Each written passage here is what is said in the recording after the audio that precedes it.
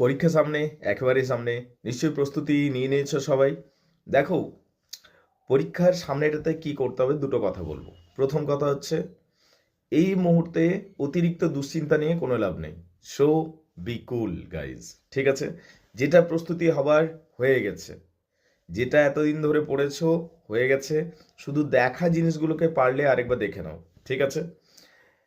নতুন কোনো বন্ধু বান্ধবী একটা গুরুত্বপূর্ণ প্রশ্ন বললো, এখন ওই সমস্ত নিয়ে নতুনভাবে মাথা ঘামানোর কিছু দরকার নেই। পুরনো জিনিস যেগুলো সাজেশন ওয়াইজ করে গেছো, এতদিন ধরে রেডি করেছো, সেগুলোই ভালো করে দেখে যাও। That's the first thing. দ্বিতীয় কথা, পরীক্ষাতে যদি হঠাৎ করে একটা নতুন প্রশ্ন চলে এলো, তাহলে এবং তুমি অন্যান্য প্রশ্ন পাচ্ছ না, অল্টারনেটিভ কোয়েশ্চেন জানা নেই, কিছু ক্ষেত্রে যদি এমনি হয়ে যায়, সেক্ষেত্রেও কিছু লিখবে, একদম ছেড়ে আসবে না।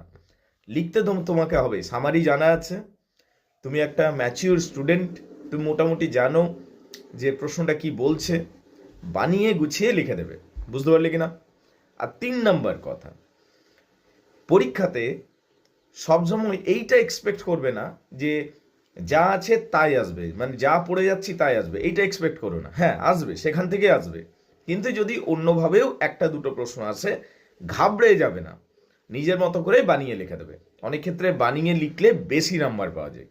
সো বি কনফিডেন্ট, আত্মবিশ্বাস নিয়ে যাও এবং ভালো করে পরীক্ষাটা দাও। Thank you.